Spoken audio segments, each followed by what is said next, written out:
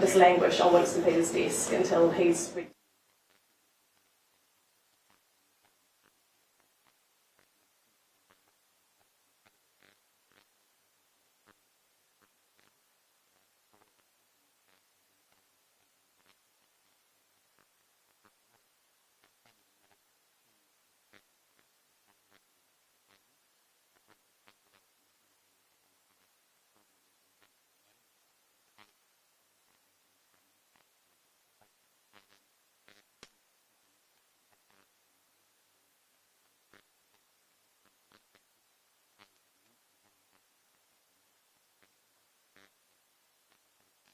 hard to rebuild.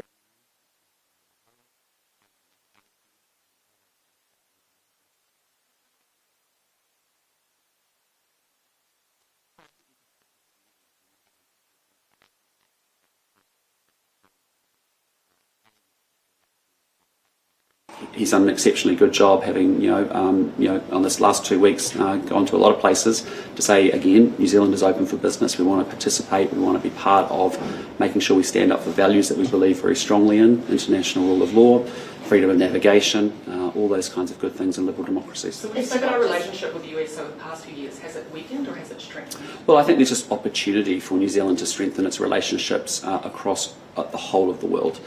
Very much we see an opportunity to make sure our only ally, our relationship with Australia, is continually enhanced.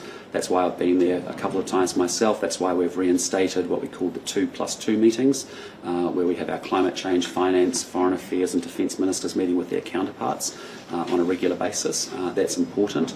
We have opportunities to work together in security, defence and intelligence. We have opportunities to work together and partner in the Pacific.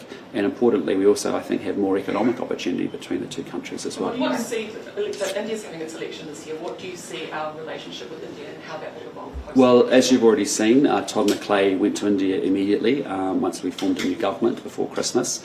And also Winston Peters has been there as well in recent months, and I plan to lead a delegation there at the back half of the year. India is a place we want to build relationships in, first and foremost. From there we can talk about the possibilities of how we accelerate trade and other things, but our key thing is to build rapport relationships, and that's what we've been doing. Why are we doing it? Because India, as you know, this year is the most populous country on earth.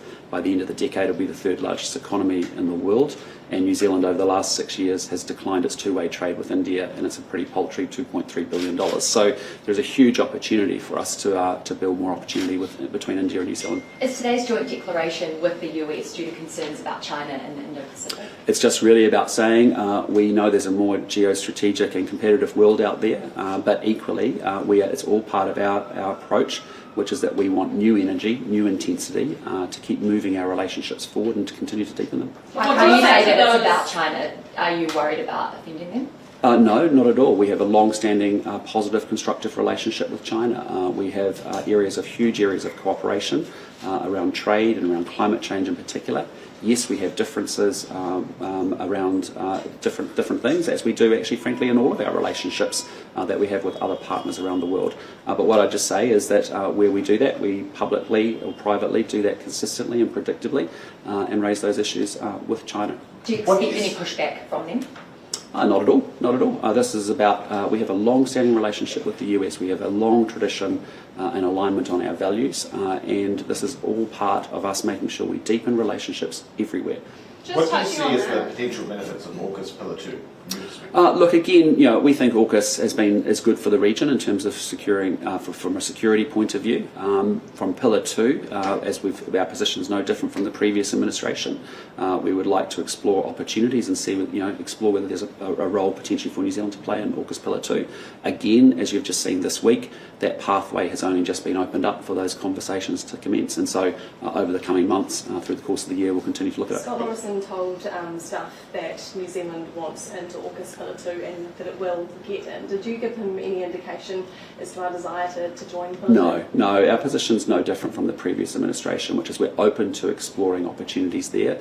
It has been undefined, and in fairness, it's only just been opened up, as you've seen this week, a pathway for those conversations to be able to commence in coming He months. also thinks it's time that New Zealand takes a look at its nuclear-free policy. Do you agree with him? Disagree completely with him. And you can roll out completely under your leadership. No You change to kind of that review policy it. whatsoever. Would you be comfortable with Australian-powered Australian? Again, there's no change to our policy at all.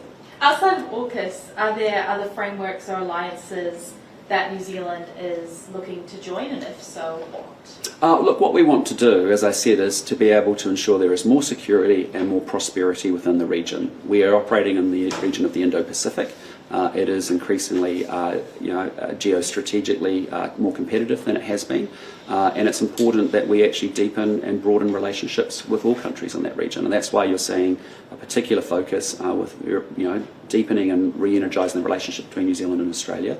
We are very committed to continuing partnering in the Pacific as we have been doing, and we want that to continue to go to the next level, working with Pacific nations, particularly around issues around climate change that they are wrestling with. We want to focus on Southeast Asia. We see there's huge opportunities for New Zealand in Southeast Asia and India, as well as continuing to advance the businesses and the trade that we have and the investment that we have coming from many other countries in the region too. How aligned are US and New Zealand? How aligned are New Zealand and the US on issues like Gaza and Ukraine?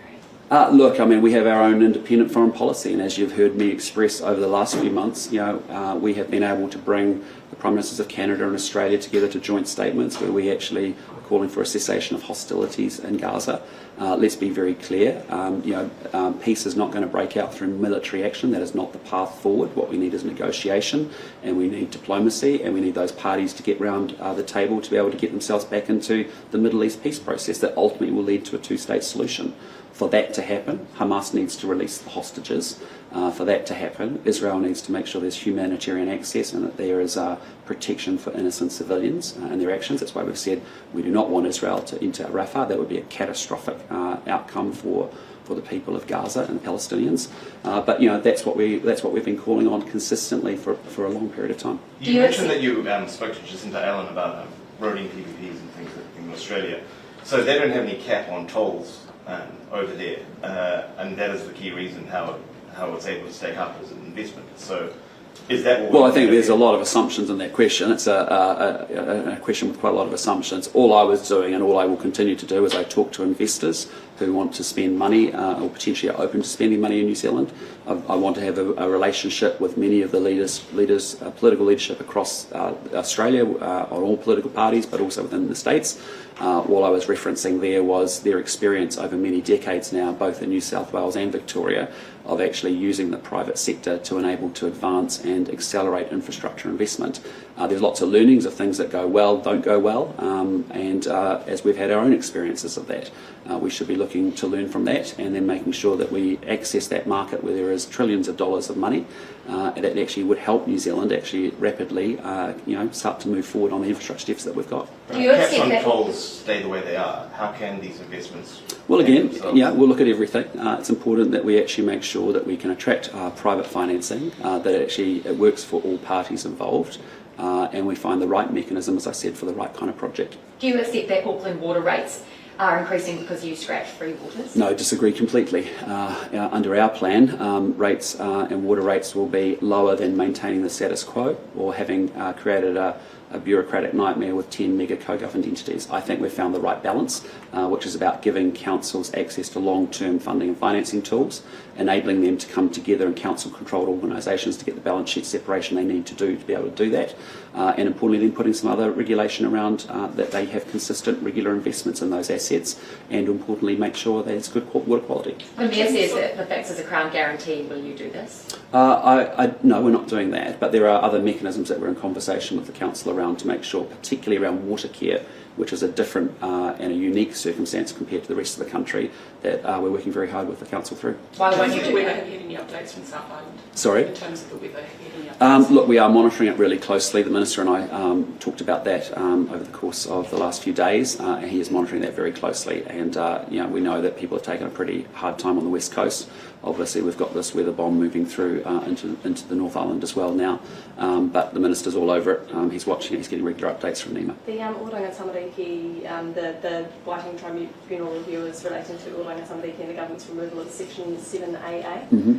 So what was your question, Carl? So what do you make of that being challenged the way? Oh, look, I mean, the Waitangi Tribunal is fair to do whatever it wishes to do in terms of its investigations. Our view very strongly is that we put the welfare of a child front and centre first and foremost, and that is something that all our parties in their coalition government are aligned around. So when you say front and foremost, is that with family?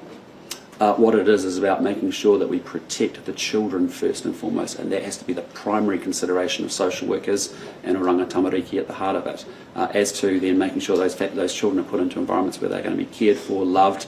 They're our most vulnerable children. We have to prioritise and make sure that their safety, their security is actually as the only thing that we're considering at the heart of any decisions about where they ultimately are placed. What is Section 7AA? Well, what it is about making sure that we prioritise the well-being of the child ahead of any other considerations. No, it's about binding oranga tamariki to the Treaty of Waitangi, isn't it? Correct. So yes. why isn't that important? Well, no, what is important is actually the health and the well-being of a child. And I make no apologies for that. Why can't both of those things be true? Well, actually, what has been happening is we want to make sure that actually social workers understand legislatively that their obligation is to place children in good homes. As to what ethnicity those families or those foster parents may be is largely irrelevant. What matters most is that those kids are in great environments. Yes, if they can be placed with family, and communities, that's great. That is important, but the primary consideration ahead of everything is actually the health and well-being of that child, and we'll make no apologies for that. That's really important. Yes, it would be great. That is important too, but actually if they're not in a safe environment, that trumps everything. A second company this week claimed it received an invitation to apply for a fast-track consenting process, which Chris Bishop says was not an invitation. Can you please clarify if the 200 recipients of the letter were in fact invited to apply for the fast-track consenting process, and if not, why would they think they were? That everyone's been made aware through a form letter that has been sent around. I thought it was several hundred companies that have been actually received those letters to make them aware of the fast-track consenting provisions and to make them aware that that's available for anyone if they've got a project of national or regional significance to pursue. That's what that's about. So it's not a specific invitation to a particular company. It's a form letter that went to, I thought, several hundred companies, just making them aware of the fast-track provisions and that being available to people. Could the government be changing its position on the use of puberty blockers? Look, again, I saw reports overnight. Obviously, our own Ministry of Health is coming forward with some thoughts in reaction to what we've seen in the UK. Again, we'll let that process run out. Prime Minister, do you think churches should have to pay tax and rates? Look, I'm actually quite open to that consideration of actually thinking through the broader dimension of our charitable taxation regimes and making sure that that's relevant. But for right here, right now, not a focus for us. When is that going to happen though? Because you promised it on the campaign, you talked about it in the debates, you're saying that you kind of started to think about it, so are you progressing work on Well, that? I just say to you, our real focus for this, and you've heard me say 137 days into this, there's lots of things, yes, we want to get to, but we are sequencing them and we're being very disciplined to say these are the must-do things that we're focused on for the next 3 months. This term though? We'll certainly be looking at things like that this term, yep. If the ETS is going to be your main method of kind of climate change, I guess, and regulating emissions, why has the price gone down since price per unit gone down since you announced your emissions review? Well, look, I mean, there's been a lot of, I think, tweaking and fiddling and uncertainty created through the ETS under the previous administration. You saw auctions not clearing, for example. I think we went through 3, maybe 4, or three of them, I think, at least. And so, the ETS working and a well-functioning ETS where the rules are really clear, the settings are very clear is important, but it's not the only thing that we're doing. It is very important that we actually get consenting sorted and fast-tracked so that we can actually get to those renewable energy projects, as I've talked about before. So it is important that we actually open up genetic editing so that actually our farmers can use tools and technologies that are available in many other countries around the world to help them manage emissions, agricultural emissions down. So there's a range of things that we need to do. We are very committed to the goals. We're fully on board with delivering the emissions reductions budgets that the previous administration had. We think that's important. But our means by which we will do that will be different. Just on Melissa Lee, is she doing a good job? Oh, look, I think she's doing everything she can to make sure the government creates the settings that enable independent media companies to innovate and evolve as they should do to changing digital technologies and also to consumer habits. When is your next portfolio reshuffle? Again, that's not something I've got on my agenda. What I'm focused on is making sure we deliver very strongly for the New Zealand people, rebuild the economy, restore law and order, better public services. Did she come to your office and ask to clarify the cabinet process so far around that paper today? And you told her again, not to? I'm sorry, but we have processes internally around how we manage our conversations that progress our actions, But did she and I'm come not to getting your into office that. asking to clarify the process and your office told her no? Again, not getting into any of that. What's important is that Melissa is working on a program of work that the government can say, are there things that we can do on the margins that would actually enable media companies to innovate and evolve as they should do to deal with their changing Has consumer New Zealand habits. First expressed any interest in taking over her portfolio? Again, that is not a conversation that has happened whatsoever. What we are focused on is actually the serious issue of making sure if there's anything that our government can do to enable media companies to navigate a changing world, as that we do in many other sectors across the economy, we'll continue to look at that. Have you talked to Western Awesome. about this at all? Again, I'm not getting into that. We haven't had those conversations because it's important that we actually are doing the work that New Zealanders expect us to Have you do. lost control of your All right. coalition? No, not at all. We have a very good coalition and we have very good ministers doing incredible work, making sure they're doing the things that matter most to New Zealanders. And that's what I want them all focused on. Great. Thanks so much, guys. See ya. Thank you.